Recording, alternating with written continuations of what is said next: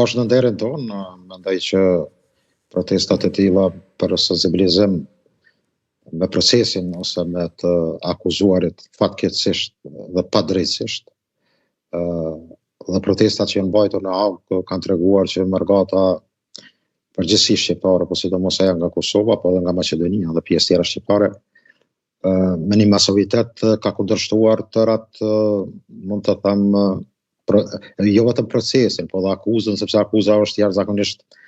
e rëndë dhe një llos jo vetëm atë që ka të bëjë me shtetësinë e Kosovës, por edhe me gjithë kombin tonë. Mendoj që nga Haga në Tiranë është një vendim i qelluar dhe ajo proklamate apo deklarate e organizatat e luftës së UÇK-s sot në Tiranë për 17 tetorin që të organizohet një protestë tregon qartas që shqiptarët duhet të unifikohen dhe Tirana besoj që do jetë kryeqyteti jo vetëm që i takon të sjellë ka gjithë trojet shqiptare një masovitet, por edhe një kundërshtim që besoj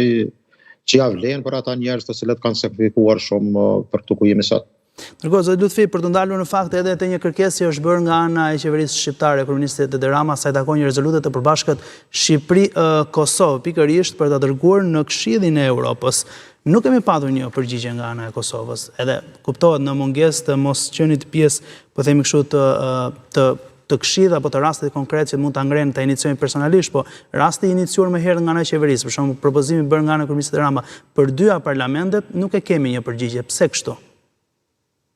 Po sigurisht Rama në këtë rast ka drejt, meqense Rama dashur edhe më herët të jetë konvuls mund të them në takimet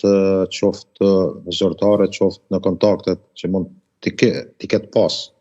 me kryeministin e Kosovës, tashmë në detyrë, dhe sidomos me analog me Parlamentin shqiptar dhe i Kosovës, o dashur të kenë një koordinim që këtë rezolutë ta sjellin në dritë. Dhe mendoj që është jashtëzakonisht e rëndësishme. Rama ka shprehur, mund të them një lloj, hajde ta quajë akuze pse Parlamenti i Kosovës nuk e ka marrë këtë veprim. Mendoj që Parlamenti i Kosovës momentalisht e ka situatën nga ana e gjykatës kushtetuese që nuk është arsyetim. Me drejt. Besoj, por për momentin do thot asnjë vendim dhe asnjë akt që sjell Parlamenti nuk njihet, është nul, nga se nesër kalon në afati për sjelljen,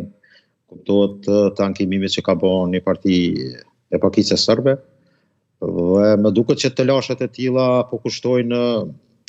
për kauzën dhe për tërë procesin që është në Hagë, por edhe për proceset e tjera që kanë të bëjnë me reforma, zhvillimin ekonomik, investimet dhe por edhe aspektet ndërkombëtare, sepse ne kemi sot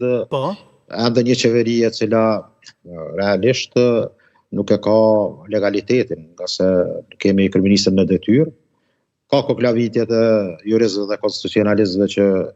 është e drejtë kjo formë mbajtjes së dy pozicioneve deputet dhe kryeministrin në detyrë apo ministrin në detyrë. Dhe të gjitha këto mendoj që për të mos u larguar nga tema ka qenë mase e nevojshme, nga se një rezolutë e tillë pak a shumë do fillonte që të ketë një, hajde ta them kështu, një lloj amnestie apo për atë që ka ndodhur në votimin e 2015, dhe mendoj që Parlamenti i Kosovës dhe më njëherë besoj që edhe Parlamenti i Shqipërisë do ta marrte një hap tillë. Meqense do ishte mirë që edhe vetë Rama të insiston që Parlamenti shqiptar të nisë këtë stafetë, por meqense mendoj që nuk është e mirë të hudhet faj të njëri tjetri, po duhet të startojnë njëra nga Parlamenti. Do të ishte shumë e rëndësishme në fakt, por unë po i sjell vetëm argumenti që me sa duket i takon qeverisë së Kosovës së pari dhe ka gjithmonë të është padyshim qasje e argumentit e bërë nga ana e kryeministit Rama, po në këtë linjë dua të pyes edhe në raport me atë çka është bërë nga qeveria e Kosovës.